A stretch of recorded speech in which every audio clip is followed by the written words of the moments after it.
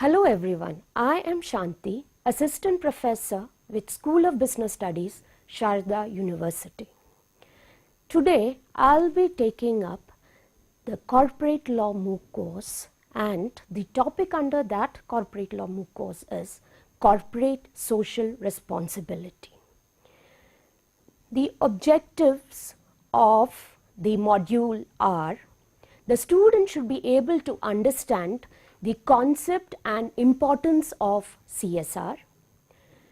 The students should be able to understand the advantages and disadvantages of CSR, the CSR in companies, and what are the requirements as per the Indian Companies Act 2013. Now, let us first understand what is CSR. Now, we all know that business and society, they are inextricable part of this particular world. You cannot separate business from the current day economic situations.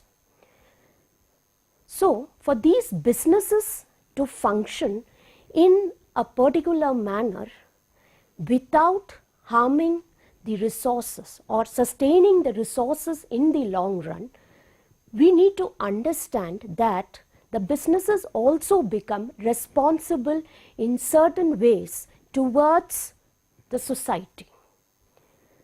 So, the corporate social responsibility concept, it refers to the way businesses are managed to bring about an overall positive impact on the cultures, communities, societies, and environment. Now, businesses influences all aspects of the society. So, the actions of these businesses, as I said earlier, makes a tremendous impact on the society as a whole.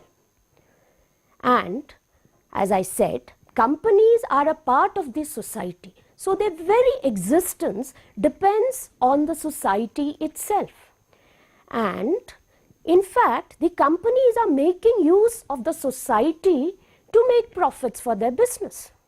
So, whenever there is business, the leaders of those particular businesses, they keep the economic functions and the economic contributions in the minds. That is their foremost thoughts. That is their foremost thoughts in their minds. Now, once the businesses has started functioning, the society also started expecting that the company had to be not only transparent about its profits, but also wanted the companies to account for the methods in the way they were earning the profits. So, the society's expectations were the company should tell us how are they earning these profits. That was what the society's expectations were.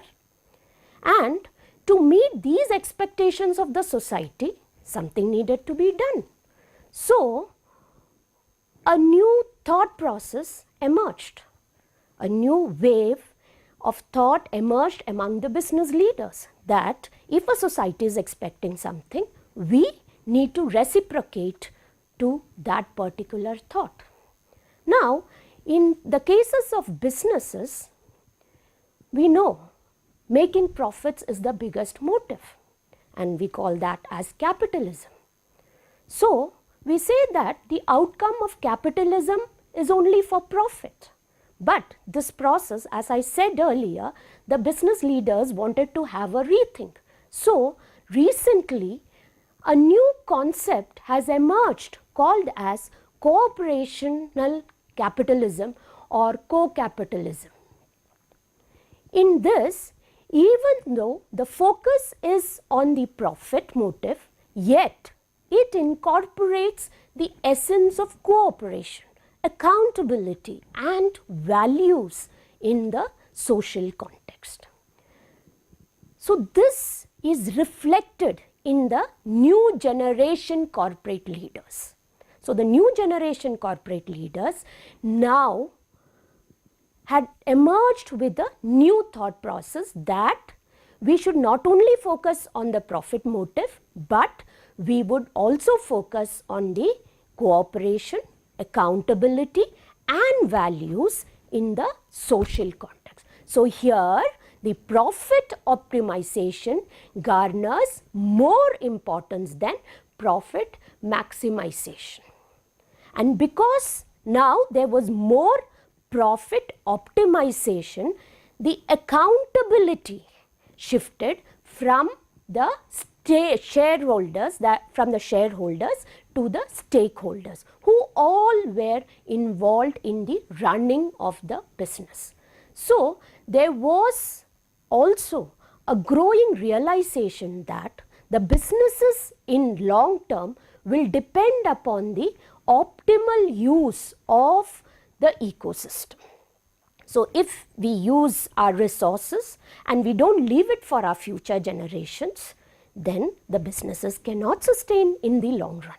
So this responsibility to act and influence the society in a positive manner, keeping in mind the future generations and taking into account the consideration of its potential negative impacts in the decision making process and doing business became a key factor, and this thought process led to the development of this key concept.